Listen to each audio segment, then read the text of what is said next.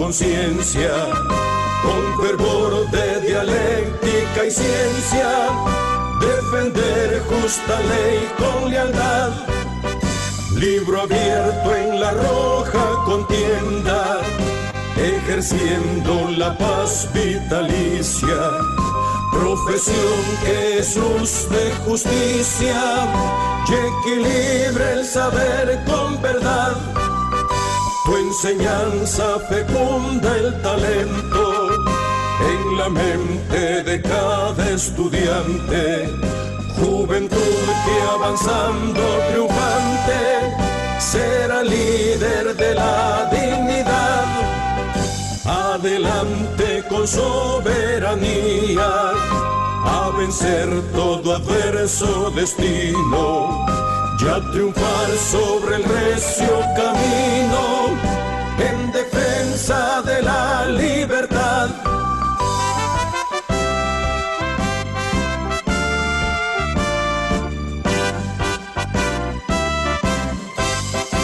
Luz excelsa de jurisprudencia, facultad que me irradias derecho.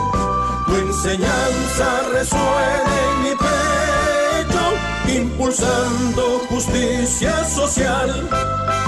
Tu enseñanza resuena en mi pecho, impulsando justicia social.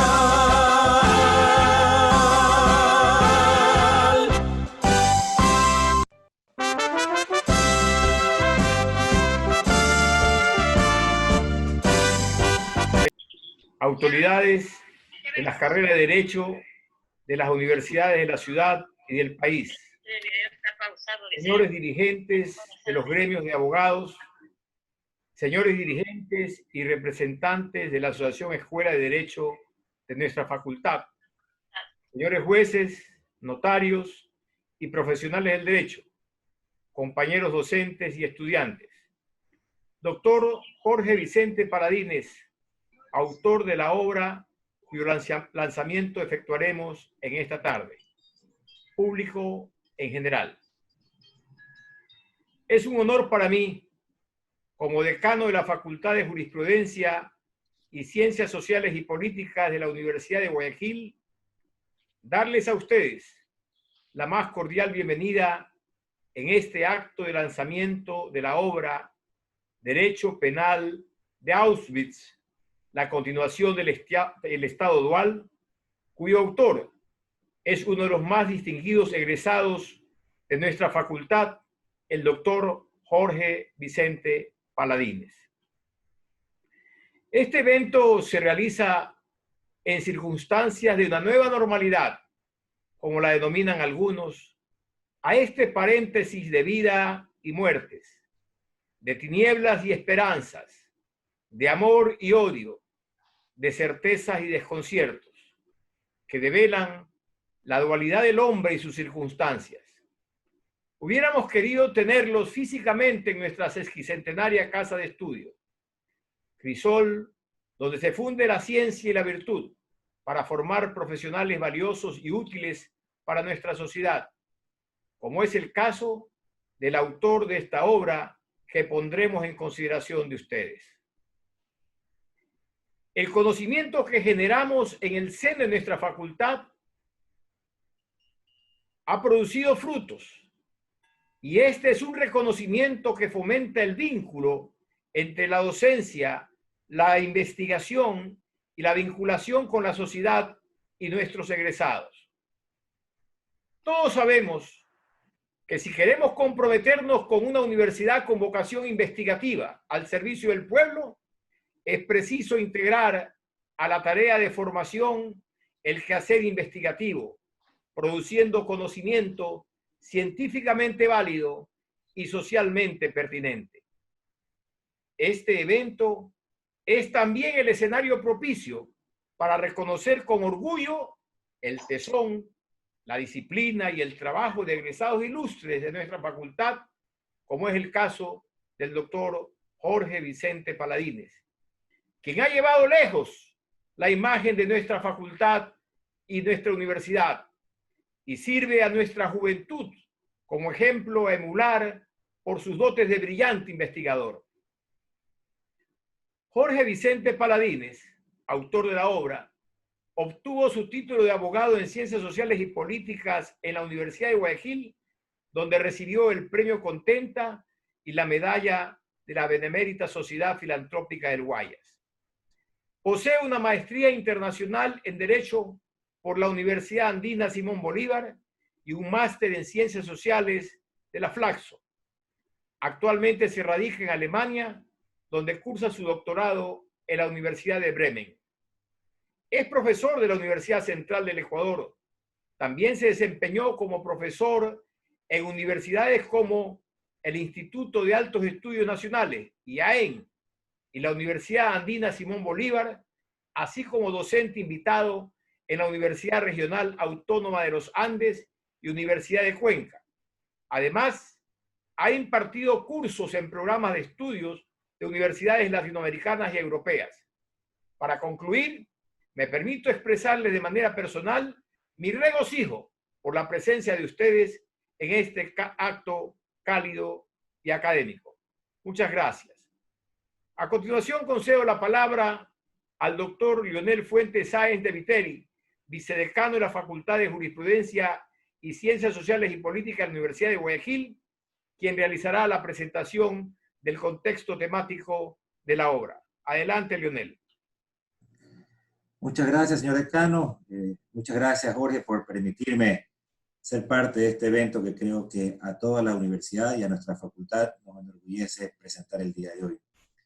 Y espero que esta pequeña presentación esté a la altura de por supuesto, tu calidad de investigador y sobre todo de autor de esta importantísima obra para el acervo del derecho penal y sobre todo para los contenedores de la dogmática penal ecuatoriana.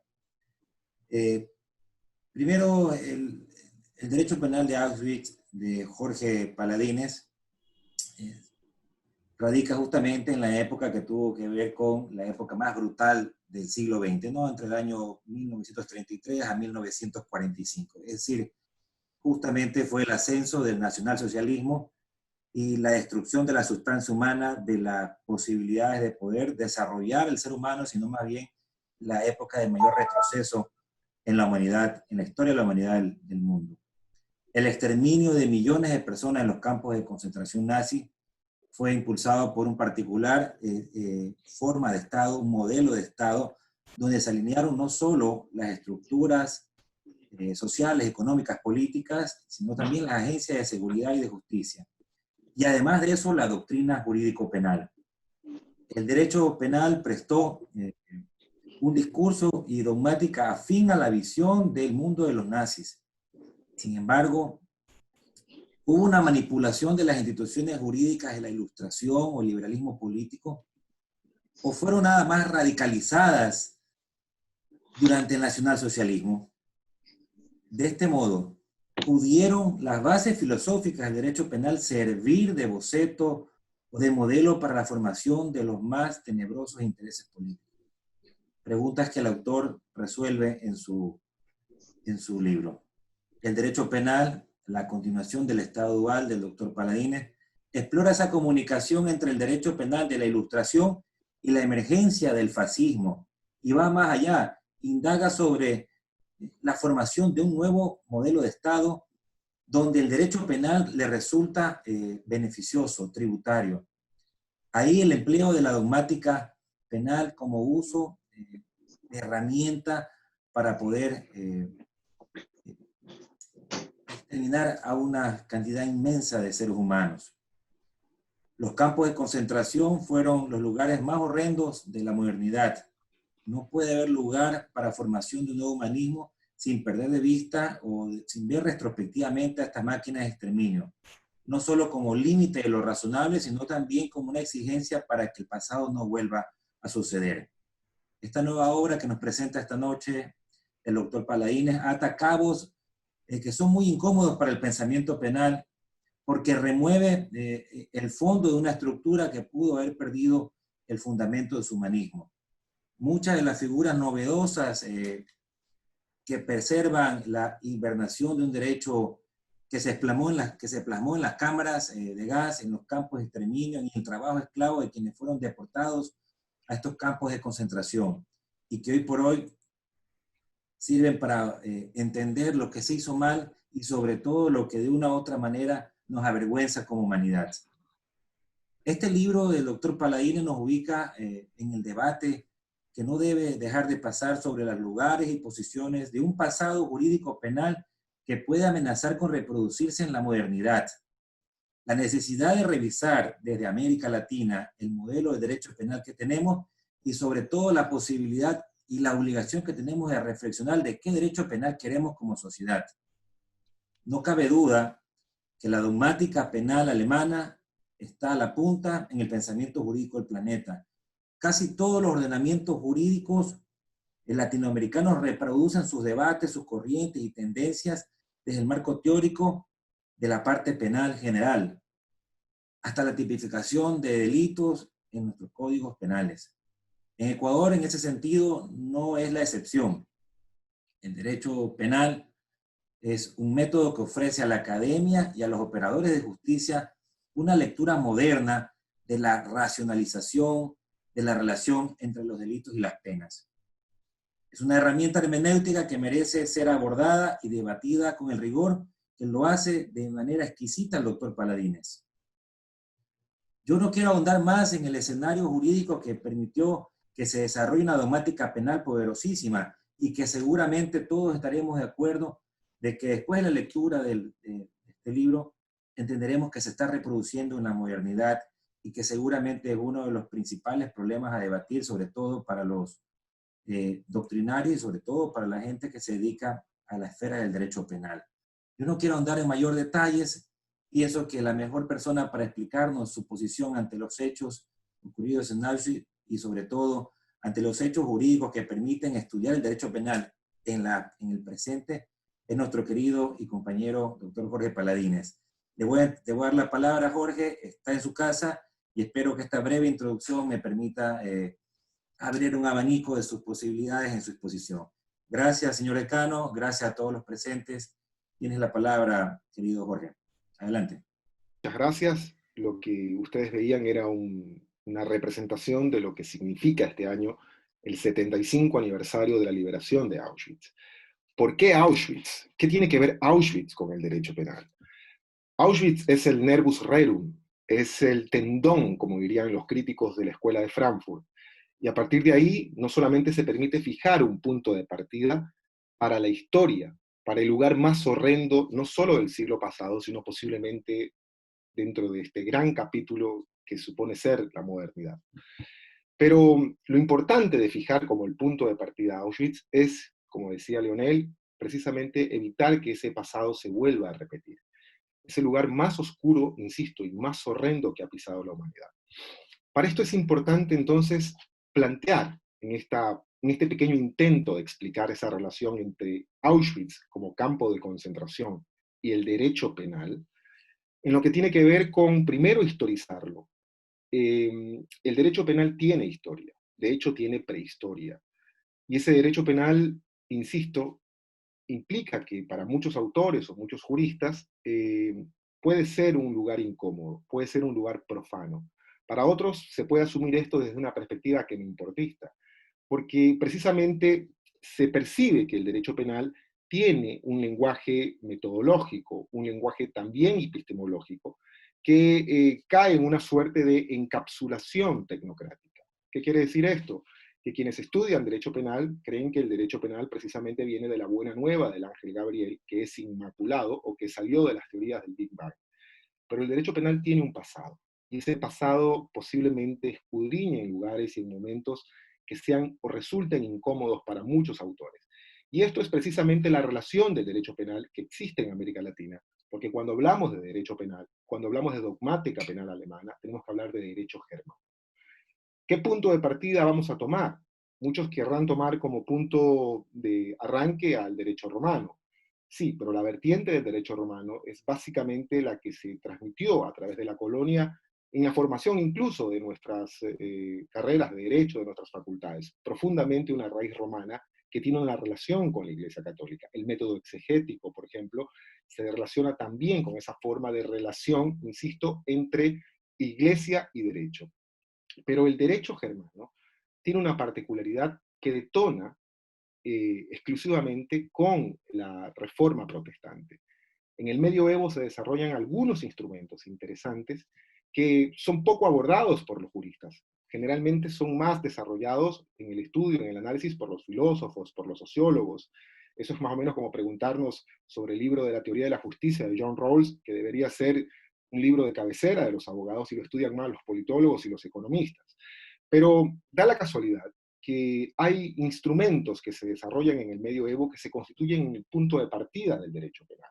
Quizá un punto de partida horrendo, el punto de partida de la Santa Inquisición. Estoy hablando de instrumentos como el Formicarius, estoy hablando de instrumentos como el Maleus Maleficarum, los verdaderos manuales de la Inquisición con las que se llevaron a millones de personas, en su mayoría mujeres, a las piras, a las hogueras, para condenarlas por brujería, por ser apóstatas, por ser masonas, en fin, por una serie de epítetos y descalificaciones en donde se hacía una relación entre mujer y demonio. Pero un instrumento que es característico, que no solamente desarrolla esta relación entre brujería y derecho penal en alguna medida, es el formicario. La relación del formicario es clásicamente una comparación entre la sociedad de las hormigas, por decirlo así, y la sociedad de las abejas. ¿Qué tiene que ver esto con el derecho penal? ¿Qué tiene que ver esto con el derecho germano? Que se va generando un punto de partida interesante, porque se concibe que hay ciertas sociedades donde la ley se asume internamente. No hay un órgano externo que le impone a una persona para decirle que tiene que obedecer la ley. Esto es importante, por ejemplo, en el estudio de la vigencia de la ley. Desarrollan, por ejemplo, autores de Harvard o de los Estados Unidos, como Duncan Kennedy, por ejemplo, para estudiar el conflicto de por qué en unas sociedades las leyes se acatan voluntariamente y en otras tienen que ser impuestas bajo esta letanía que en el escudo de Chile nos llevaría a esta frase de o por la razón o por la fuerza. Pero el medioevo termina con la Ilustración, y la Ilustración es un puente que se da precisamente entre ese momento oscuro con la fase básicamente donde se desarrolla ya la filosofía alemana de una forma muy poderosa. Estoy hablando de el pensamiento de Immanuel Kant, concretamente. ¿Qué quiere decir esto? En la Ilustración se dan las bases filosóficas del derecho penal. Estoy hablando concretamente de autores como Bentham en Inglaterra, estoy hablando de autores como Feuerbach en Alemania, estoy hablando de autores como el mismo César Bonesana o el Marqués de Beccaria, de los principios de necesidad, del principio de legalidad o del principio de humanidad, en el caso de Italia, o el caso de Beccaria. La dogmática penal, concretamente, surge como un fenómeno de la modernidad. ¿Qué quiere decir esto? Surge como un momento donde se asume, por una parte, la racionalización de la interpretación de la ley bajo un esquema también sistemático y se adopta como padre a Immanuel Kant. Kant se convierte a través de la categoría valor en el eje transversal que separa a ese mundo antiguo del derecho penal con el mundo moderno y se erige, por lo tanto, el derecho penal de forma sistemática con Kant. Y se crea, por ende, también la denominada teoría estratificada del delito. Pero, ¿por qué sirve, qué tiene que ver esto con la dogmática penal alemana, concretamente en tiempos del nacionalsocialismo? Por la porosidad. ¿Y qué porosidad se da en esto? Se da una porosidad también dentro de la definición y los debates sobre el Tatbestand o el tipo penal. Estoy hablando del desarrollo teórico de autores como Ernst von Belling, cuando él compraba cámaras fotográficas, en el caso de las primeras cámaras fotográficas Kodak, que en 1888 ya se comenzaban a vender en Europa, y él, usando el ejemplo de una fotografía, define el concepto del delito, bajo la asociación de que el delito es como una imagen, que tiene un primer plano, que tiene un trasfondo y que tiene un contorno. Pero cuando le preguntan a Belling, ¿y cómo se limita el contorno? Dice, bueno, el contorno está limitado por la política. Y el derecho tiene una forma en donde la política va a entrar siempre y va a estar presentemente. Otro autor, que es básicamente el padre de la teoría normativa del derecho, y concretamente del derecho penal, es Carl Binding. Y Binding decía, precisamente, que cualquier comportamiento que desafecte una norma es lo que básicamente se va a adecuar al tipo penal, pero va a violar lo prohibido. Esa relación entre lo prohibido, que es la parte, el trasfondo de lo que está dentro de la ilicitud, es un trasfondo autoritario, porque el Estado es el que define precisamente qué es lo prohibido. No es un debate precisamente jurídico. Y finalmente, dentro ya de la teoría de la culpabilidad, donde se separa ya el mundo de la medicina, entendamos que en un momento la psiquiatría, el psicoanálisis, la psicología estaba asociada con la medicina, aparece en 1907 un artículo de Reinhard Frank en homenaje a la Universidad de Jena, y él dice: la culpabilidad son básicamente las circunstancias concomitantes. Culpabilidad es sinónimo de reprochabilidad.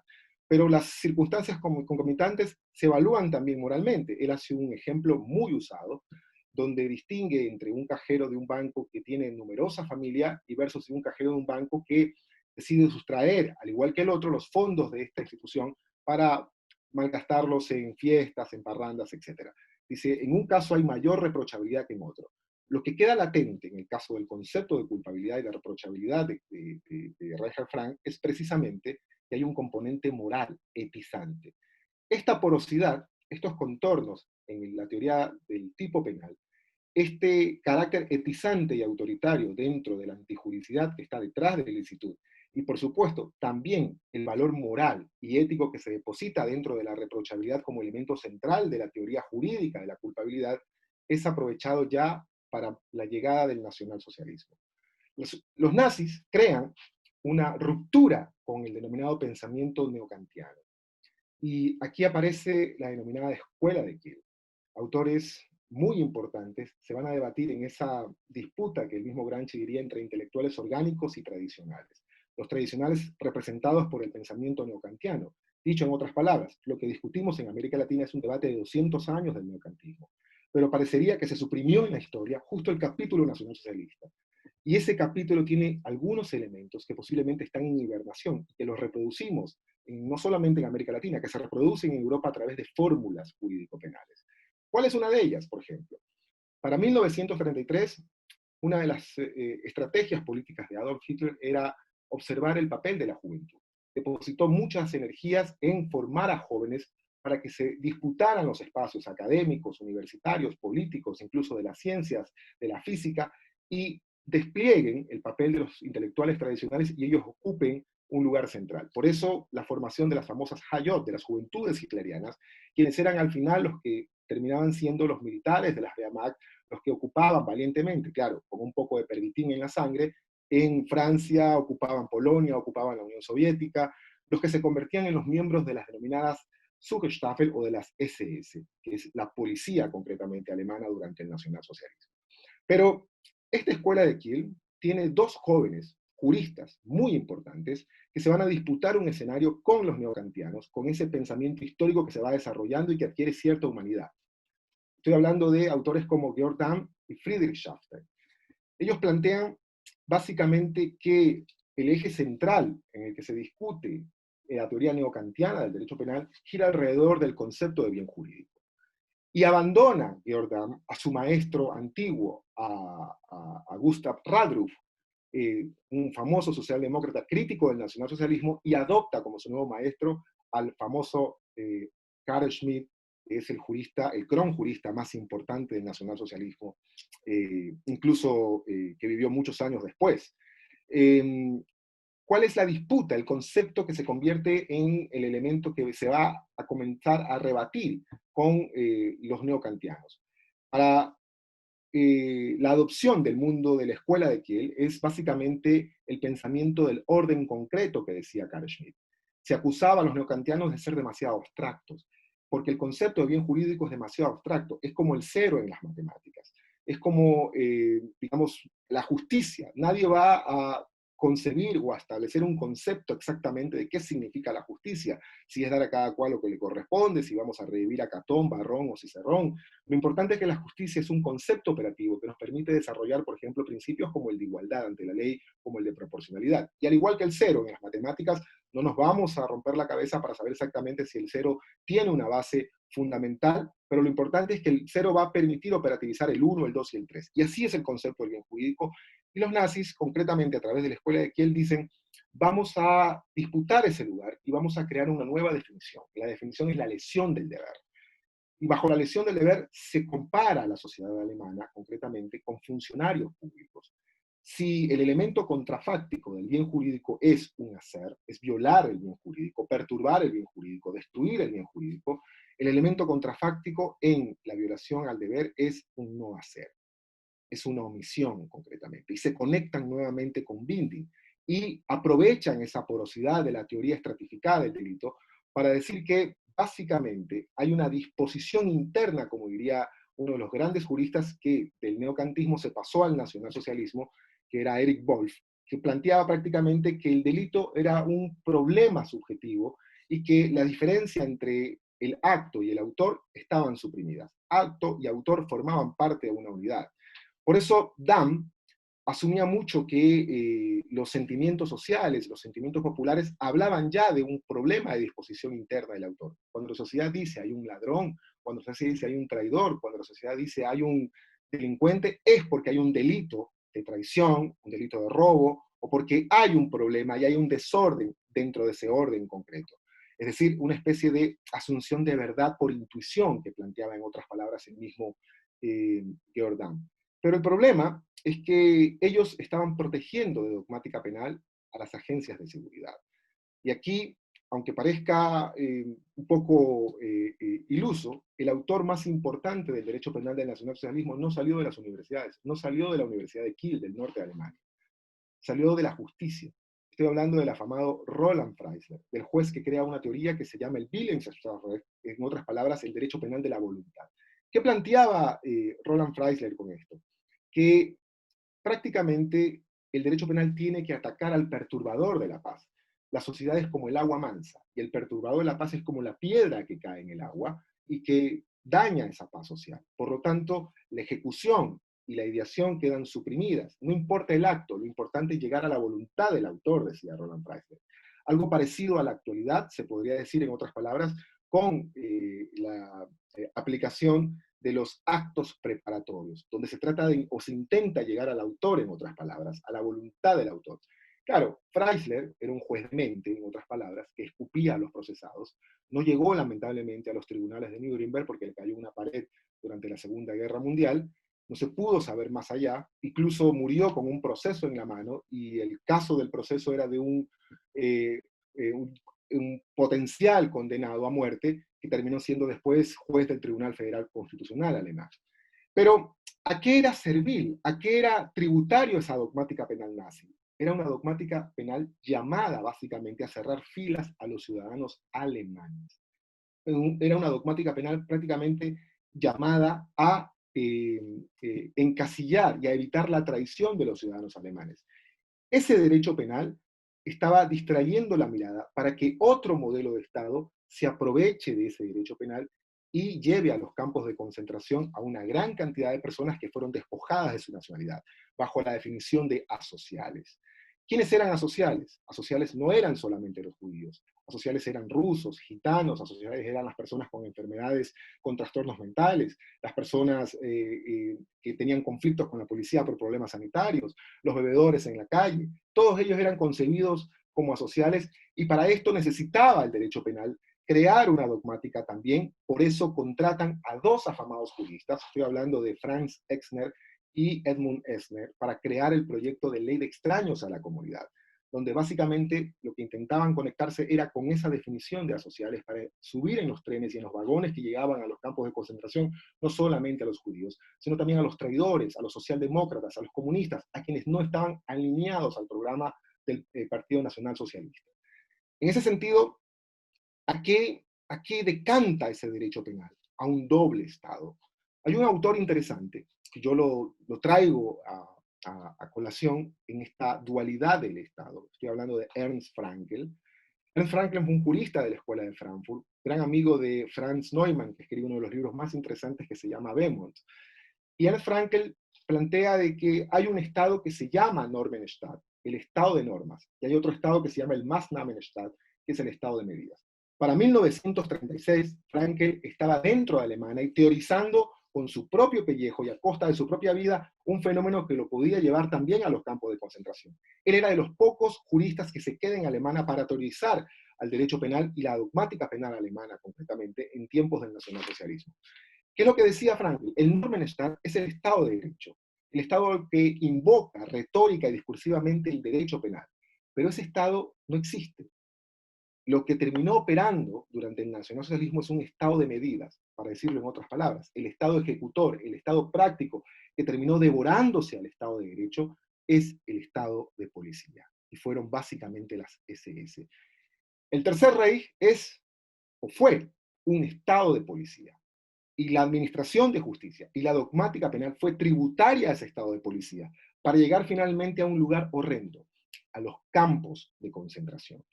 ¿Qué significa en estos momentos el hablar de los campos de concentración? Hay que cambiar la perspectiva de la historia de la humanidad. Generalmente hablamos de la Segunda Guerra Mundial como el problema que se imputa al nacionalsocialismo. Pero hay que cambiar el enfoque. Hay que cambiar, insisto, la perspectiva, como cual matrioshka rusa, que ustedes pueden recordar, hay una muñeca pequeña, una más grande y otra más grande. La guerra fue la muñeca pequeña, en realidad. La más grande fue el holocausto. La muñeca que contiene esa otra muñeca está en los campos de concentración. Y la muñeca más grande es el modelo económico de ese Estado, que terminó siendo tributario del derecho penal a través del Estado de policía. ¿Qué quiero decir con esto? Los campos de concentración no solo fueron campos de exterminio, terminaron siendo sin duda campos de exterminio, pero eran fundamentalmente campos de trabajo. Por eso, en los portones de los campos de concentración se ponía una frase que dice: el trabajo libera, Arbeit macht frei, porque esto implica de que el concepto del trabajo es transportador de elementos racistas concretamente. Y estoy hablando, y voy a atreverme tal vez a hacer una disquisición entre el catolicismo y el marxismo. Dentro de la perspectiva cristiana, pues el trabajo se presenta como un castigo. Cuando Caín mata a Abel, se le dice: y tú tendrás que trabajar para ganarte el pan con el sudor de tu frente. El trabajo como sinónimo de castigo. Para el marxismo, el trabajo es la fuerza de producción. Pero para el nacionalsocialismo, el trabajo es honor, dignidad. Y esto es altamente peligroso, porque el trabajo como dignidad significa de que si el trabajo dignifica a una persona, quien no trabaja pierde la dignidad. Quien no trabaja o es percibido desde otra visión del trabajo es desposeído de su dignidad humana, es desposeído de su ciudadanía, y precisamente alrededor del trabajo se desarrolla el concepto de los campos de concentración. Dicho en otras palabras, hay que cambiar el mapa de la Segunda Guerra Mundial.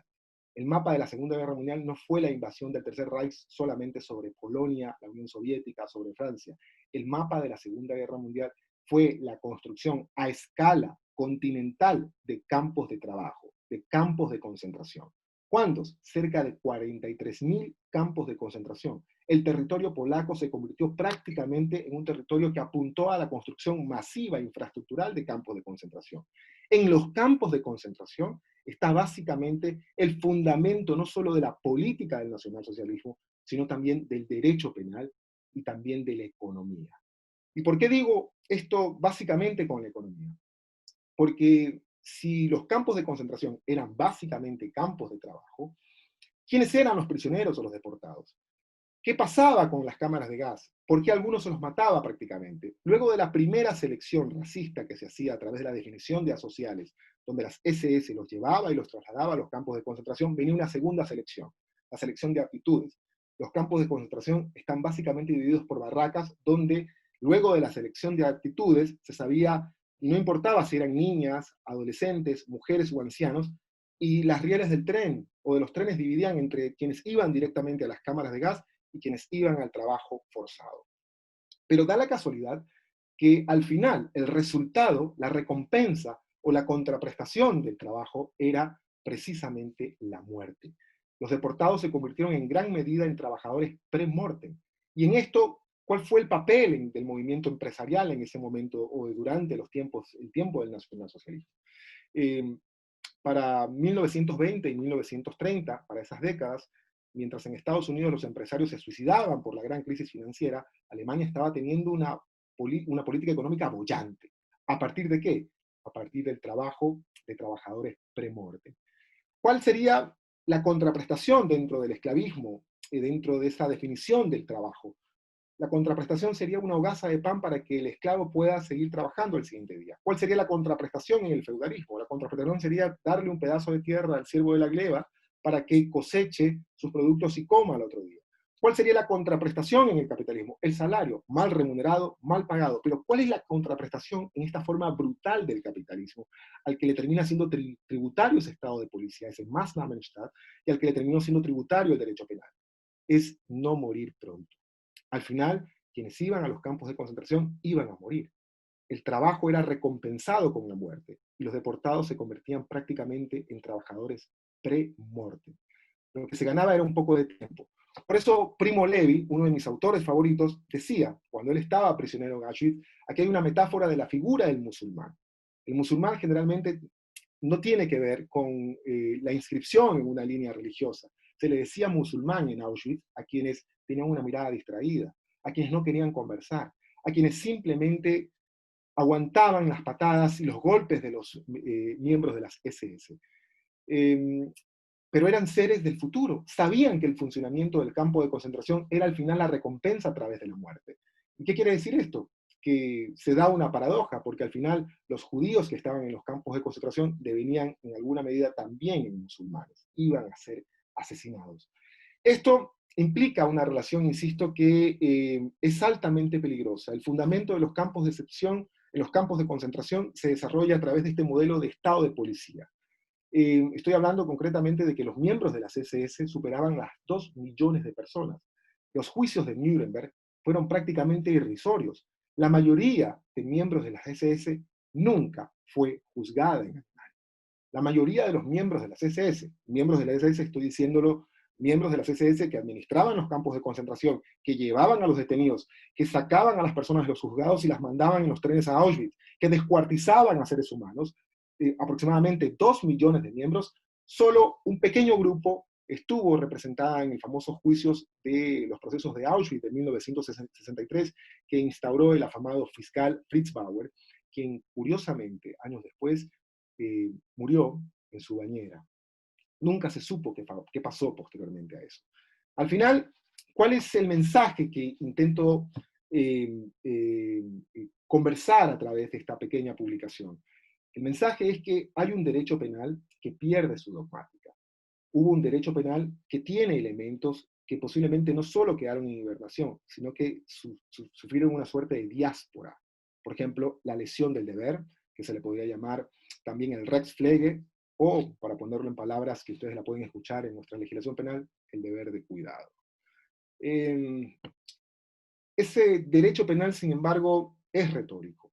Ese derecho penal alimenta un estado de policía que es el que básicamente se devora la dogmática penal. Ernst Frankl lo demostró a través de todas las sentencias que pudo analizar durante el tiempo que estuvo en Alemania, hasta que en septiembre de 1938 decidió irse, y a los pocos días después él pudo recibir las cartas y las correspondencias de sus amigos que él estaba siendo perseguido también por las SS. Es decir, él estaba siendo vigilado por el Estado que él estaba tematizando. Con esto lo que quiero decir fundamentalmente es que esta relación histórica del derecho penal es fundamental para ubicar los elementos, los vacíos y las porosidades que aún se reproducen en el derecho penal. Que hay una especie no hubo una especie solamente de radicalización de esos componentes fuertemente racistas, sino que posiblemente todavía hay debates acerca de la continuidad de estos elementos que pudieron migrar posteriormente a 1945. Cabe recordar que lo que recibimos en América Latina posterior a la Segunda Guerra Mundial es el derecho penal de la Alemania occidental.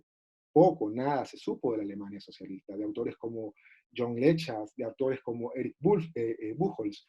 Lo que se supo es básicamente los debates de un derecho penal que, como diría Fritz Bauer, como lo había dicho Fritz Bauer, le dejó las sospechas porque mientras se estaba desnazificando a Alemania después de 1945, Fritz Bauer estaba viendo a los asesinos, a los descuartizadores, campantes por las calles. Quizá ese mensaje nos lleve a creer que posiblemente los nazis no triunfaron en la Segunda Guerra Mundial, pero posiblemente triunfaron con su modelo de estado de policía. Esto es altamente peligroso cuando nosotros comparamos los estados actuales en América Latina a nivel mundial y creemos que esta es una paradoja que se podría emplear a través de la lectura de un estado de excepción. No, Frankl lo planteaba mirarlo desde otras perspectivas. Por ejemplo, cuando hablaba que el estado de excepción es un dispositivo que puede terminar, donde el civil simplemente decide retirar a los militares que están en las calles. El problema del Maßnahmenstaat es que ese estado de policía, es que lo militar se policializa, que el Estado se policializa. Y esto podría emerger, por ejemplo, muchas lecturas como saber si es que la administración de justicia, si es que los sistemas penales básicamente son funcionales a las perspectivas policiales. Y esto implica no solamente un alto componente posiblemente autoritario, sino la destrucción en sí de ese derecho idílico, retórico, que supone ser la dogmática penal, que supone ser el humanismo de ella. Los juristas que quedaron durante el nacionalsocialismo tuvieron que hacer 4 caminos. Uno, hacer las maletas e irse. Los que eran opositores, los que no simpatizaban con el nacionalsocialismo, tenían que irse de Alemania. Otros asumieron una posición de silencio, mientras iban ocupando las cátedras que los profesores judíos habían sido despojados. Entre esos el papel de Belsen, por ejemplo. Otros juristas terminaron asumiendo una posición de conveniencia, de contratos, como el caso de Metzger con el proyecto de ley de extraños a la comunidad, en cuyo proyecto Metzger, después de 1945, se reivindica como un neocantiano. Como diría Muñoz Conde, vuelve al redil. Sin embargo, hay una diferencia de Metzger concretamente con su colega Franz Exner. Metzger cae por una carta, en donde él solicitó al Ministerio de Justicia del Reich visitar Dachau.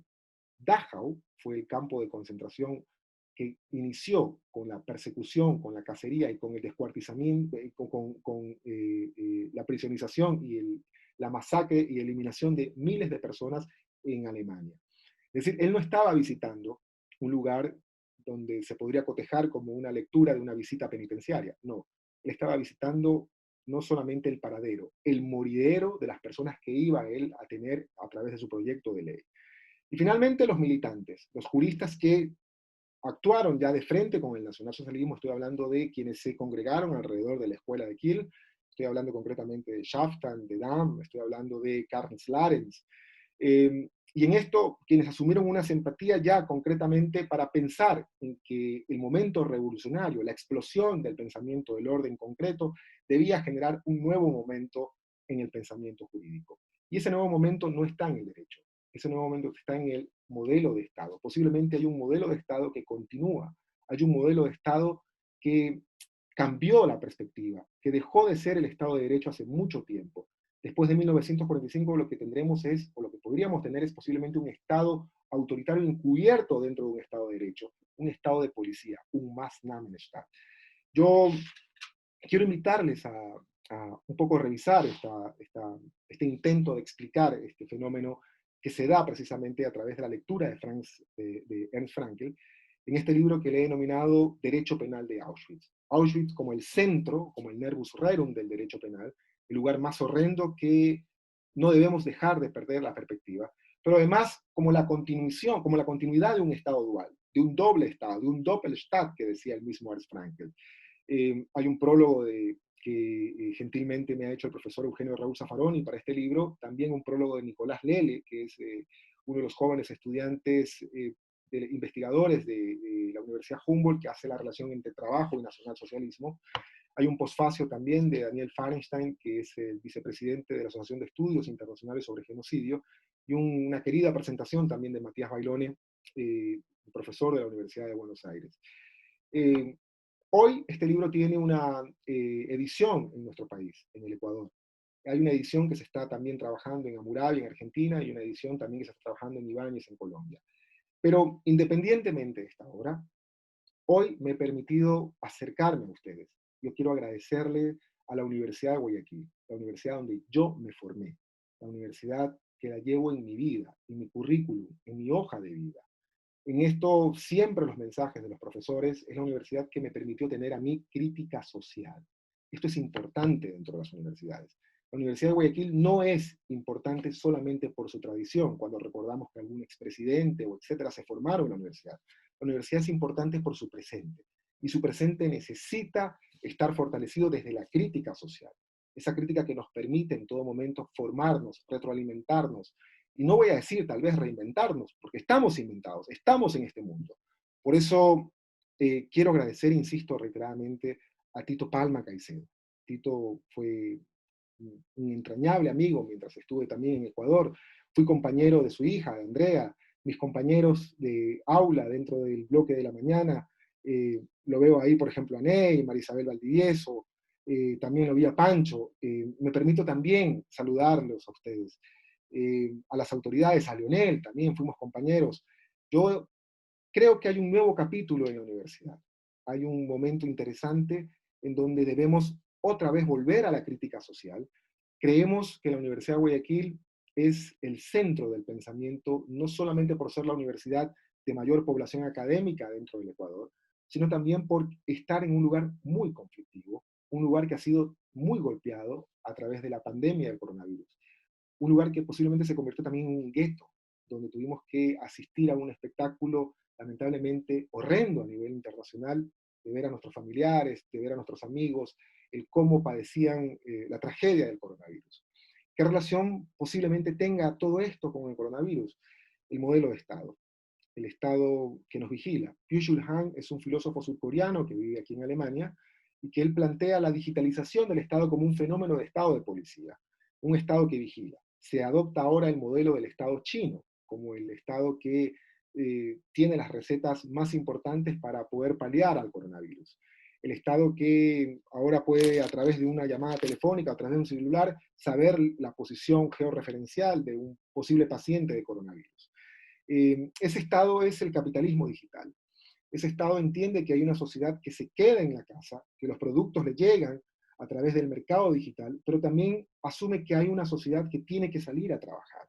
Lo que dicen en España, una sociedad que se realiza a través de los denominados trabajadores esenciales, de trabajadores que están más expuestos a la muerte, posiblemente de trabajadores que en esa relación inminente del riesgo se podrían convertir en lo que hace 75 años eran los trabajadores pre-mortem. Un triple abrazo a todas y a todos ustedes. Yo siempre tengo los recuerdos de mi querida y entrañable universidad donde me formé. Tengo la visión social, mi perspectiva social es gracias a ustedes. Los quiero mucho. Un fuerte abrazo.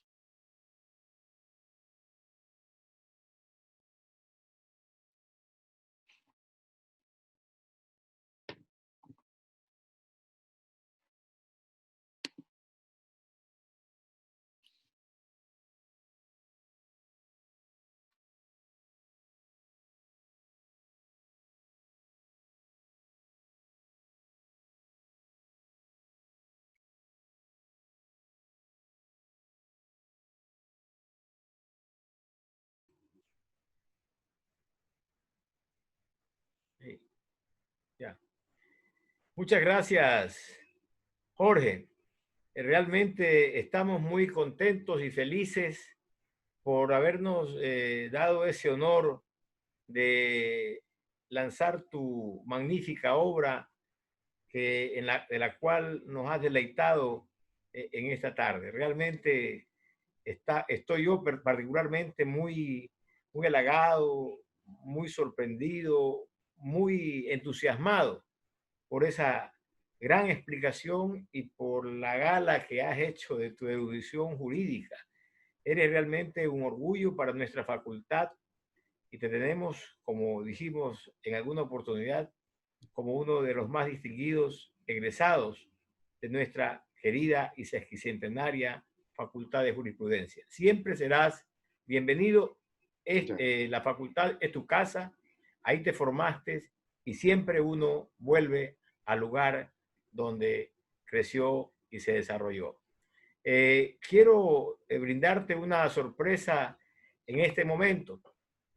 No es muy protocolario, pero quiero pedirle a alguien que tú seguramente recuerdas, a Gastón Correa, docente también de nuestra facultad, que quiere expresarte un saludo. Gastón, por favor. Hola. Hola, Gastón, ¿cómo estás?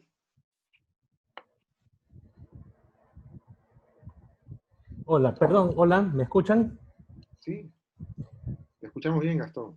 ¿Qué tal, mi querido Jorge, compañero de la universidad? Tengo un problema con el video, no puedo encender la cámara, no sé por qué, pero bueno, en tal caso, estimado Jorge, con mucho agrado, pues te recordamos, tus compañeros, quienes tuvimos el gusto de haber compartido las aulas universitarias, como tú lo dijiste, en el horario de la mañana, en esa época todavía teníamos clases en la mañana.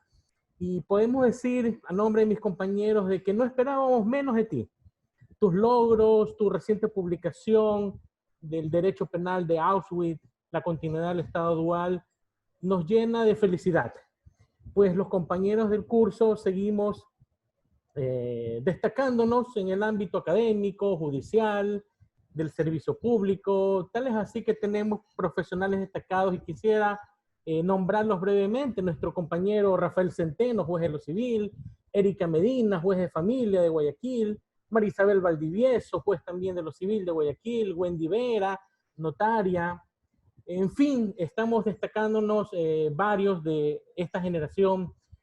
Y el legado que recibimos de nuestros maestros ejemplares, lo que estamos haciendo como nueva generación, nos compromete aún más con la sociedad, tal y como lo dijiste tú, de brindar una luz en el camino que guíe a los estudiantes de ahora a trascender, a rescatar los valores, a contribuir positivamente en la sociedad, haciendo del ejemplo una virtud.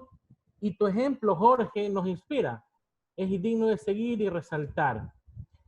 Quiero aprovechar este breve momento para agradecer a las autoridades de la facultad, al señor rector Roberto Pazley, nuestro decano, vicedecano, en haber viabilizado la realización de este evento. Y a nombre de tus compañeros de aula, tus amigos, te felicitamos, Jorge, y deseamos que sigas cosechando éxitos y tu huella pues realmente perdure en el alma mater. Quiero quedarme finalmente con una frase célebre que dice así: somos del mismo material del que se tejen los sueños. Nuestra pequeña vida está rodeada de sueños. William Shakespeare. Mi querido Jorge, persigue tus sueños. Adelante, compañerito. Muchas gracias, Gastón. Qué palabras, hermano. En realidad me llevaste a algunos años, a una década ya atrás, a recordar todo lo que vivíamos en nuestras aulas. Ustedes están en una llama que no se ha apagado jamás. Los recuerdo mucho. Muchas gracias. Gracias a ti, es un honor contar contigo. Para mí es escucharte.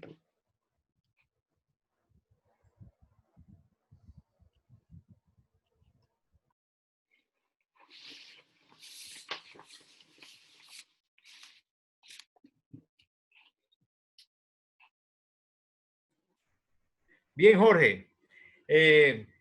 Yo creo que esa era la sorpresa que te teníamos para esta tarde.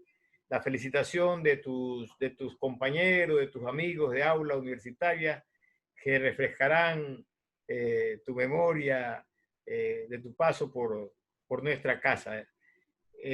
Voy a pedirle finalmente al doctor Javier Sandoval Vaquerizo, miembro jurídico de la CIFI, en nombre de las autoridades de la Universidad de Guayaquil, de su rector, el doctor Roberto Pazley Vaquerizo, de su vicerrectora, doctora Montserrat Bustamante Chan, que exprese las palabras de clausura de este magnífico evento, del cual espero que haya sido de su entero agrado, del entero agrado de todos ustedes. Doctor Javier Sandoval tiene la palabra para clausurar este acto. Gracias. Muy buenas noches acá en Ecuador a todos los que estamos ahí conectados vía Zoom en esta jornada académica de presentación de esta obra importante, interesantísima, del que hemos sido testigos esta tarde. Mi felicitación, señor decano, doctor Palma, al señor subdecano, por esta iniciativa, el lanzamiento de esta obra de un ex alumno de la Universidad de Guayaquil, que hoy en la mañana, porque allá está en la mañana, en la madrugada está en la mañana ya, pasando mala noche con nosotros. Gracias por darnos esa preferencia y darnos la oportunidad como Universidad de Guayaquil, como el alma mater, que nos honra a muchos de los que hemos sido estudiantes formados en esta academia, de poder expresar, mostrar, darle a la sociedad lo importante que significó cursar nuestros estudios y formación en esta universidad única para mí en el Ecuador. Más allá de los logros individuales que puedan tener muchos de los estudiantes una vez que son profesionales, es importante destacar precisamente aquellos que logran con obras como las que está planteando Jorge Vicente Paladines, el derecho penal de Auschwitz, la continuación del Estado dual, en crear lo que la universidad debe siempre motivar, una nueva forma de pensar, abrir ese pensamiento universal para que la sociedad discuta, debata, vaya confrontando ideas, que es lo importante, para ir construyendo realidades nuevas en función de la creación de un nuevo derecho social. Voy a preocuparme de conseguir su obra, doctor Jorge Vicente Paladines, porque me ha motivado esta presentación y haberlo escuchado. Ha creado en mí la inquietud de abrazar esas expresiones que usted muestra en lo que ha desarrollado brevemente en esta charla para poder ir comprendiendo esa nueva racionalidad del derecho. Alejados ya siempre del positivismo puro de Kelsen o de la teoría pura del derecho de Kelsen, que acusado en algún momento de que fue el que propugnó, el que impulsó, que fue la fuente del nacionalismo alemán por las posiciones que tenía. Independientemente de ello, el ver la situación de ese trágico momento de la historia del mundo que será inolvidable, imborrable, que nos enseña a repensar lo que debe de evitarse para el futuro del mundo, fue precisamente las condenas al padecimiento y muerte en los campos de concentración del nazismo, entre ellos el de Auschwitz, el más connotado, y hacer de ello una maduración de una idea de derecho respecto de cómo se concebía esos días, no solamente desde el punto de vista de la tragedia del ser humano como tal, los que padecieron esa desastrosa ignominia, ese magnicidio, sino también de la construcción de lo que ahí se podría constituir como un derecho para ser cuestionado en función de lo que representa y lo que pudiera seguir representando en el desarrollo del derecho en el mundo, sobre todo en el campo del derecho penal, es una teoría muy importante. Y me ha causado, como decía hace un momento, el interés para poder conocer cómo se proyecta realmente aquello.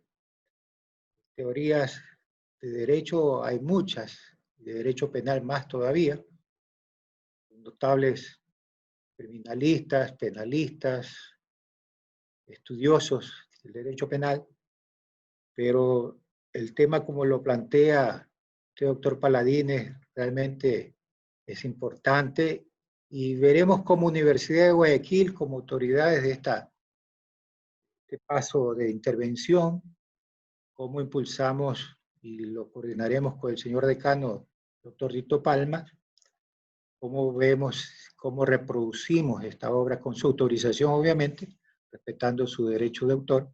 Mucho gusto. Para conocimiento de nuestros estudiantes y también para incluso para intercambiar criterios sobre las propuestas que usted hace en su obra.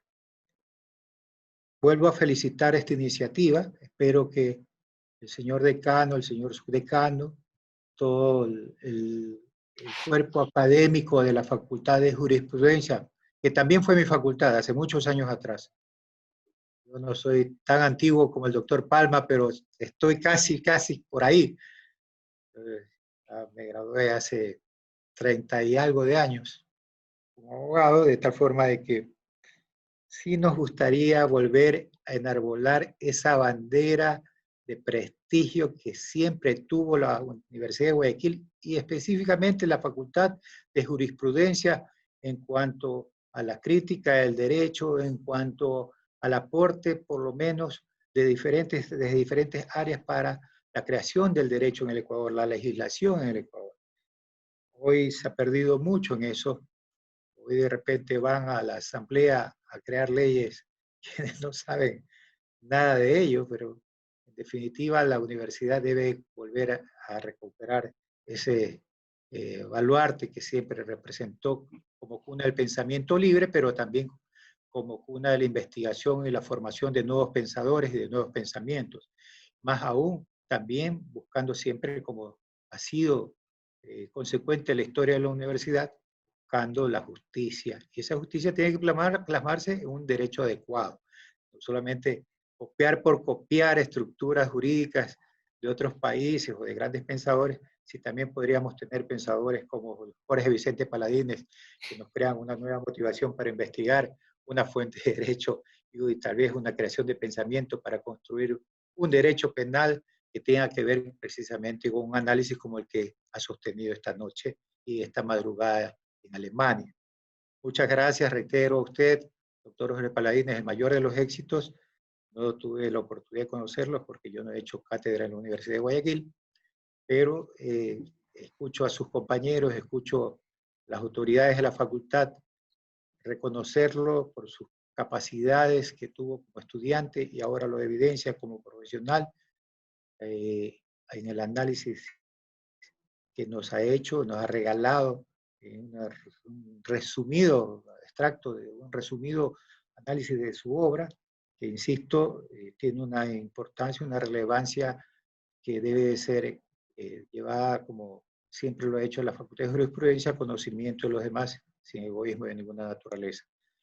Agradezco y le reitero nuestro saludo como comisión interventor y a nombre del señor rector, el doctor Roberto Pagli, que me pidió que también les haga llegar las felicitaciones del caso y, y el saludo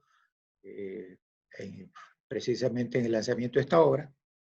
Quiero reiterarles que estamos nosotros prestos a apoyar todo este tipo de iniciativas de orden académico, de orden científico, cultural también, que la cultura del derecho también se enriquece con obras como las que usted ha planteado, de tal manera de que ojalá se sigan repitiendo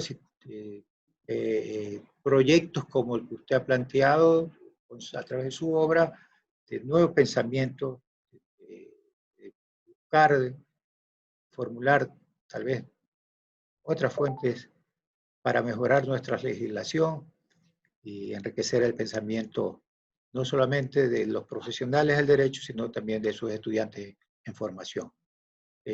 Quiero agradecer por haberme permitido dar estas palabras, estas cortas expresiones y reiterarles el mayor de los éxitos, doctor Jorge Vicente Paladines, y mi agradecimiento a las autoridades de la facultad. Buenas noches de mi parte y muchas gracias. Muchas gracias. Por mi parte, otra vez agradecimiento a ustedes, también nuevamente al señor decano, a Tito, a mis compañeros. Veo que es un evento masivo. Yo no tenía las expectativas. Ustedes han organizado gentilmente un evento tan masivo que incluso se dieron estas circunstancias que pasan en los eventos masivos. Yo les agradezco de corazón. Y también a las compañeras y compañeros que han estado en la planificación de este evento. Yo he estado en contacto, por ejemplo, con Rita Solórzano, he estado en contacto con Alejandro Vaca, compañeros del área de informática, de comunicación, que también forman parte de la Facultad de Derecho, de la Facultad de Jurisprudencia de la Universidad de Guayaquil. Yo soy un portador orgulloso de ser hijo de la Universidad de Guayaquil. Soy un portador orgulloso de llevar el escudo de la Facultad de Jurisprudencia. No tengan la menor duda de que cuando planteamos discusiones o debates o hay un seminario aquí en Alemania, trato de llevar, insisto, ese debate de igual a igual. No solamente la bandera de mi país, sino también la de la Universidad de Guayaquil y de la Facultad de Jurisprudencia, con el nombre de todos ustedes. Creo que también está ahí el profesor Enrique Mármol. Todavía recuerdo sus clases de economía política, cómo me han servido muchísimo. Un fuerte abrazo. Les agradezco mucho, los llevo en el corazón.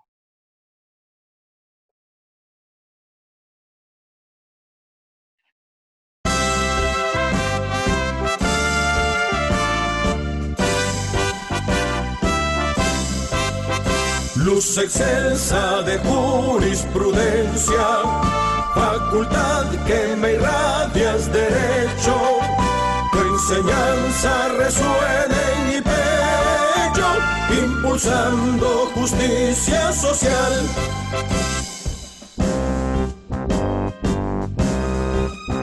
Facultad que en tus aulas se alumbra, formación de abogado a conciencia, con fervor de dialéctica y ciencia, defender justa ley con lealtad, libro abierto en la roja contienda, ejerciendo la paz vitalicia, profesión que es luz de justicia y equilibra el saber con verdad. Tu enseñanza fecunda el talento en la mente de cada estudiante, juventud que avanzando triunfante será líder de la dignidad. Adelante con soberanía, a vencer todo adverso destino, ya triunfar sobre el recio camino, en defensa de la libertad.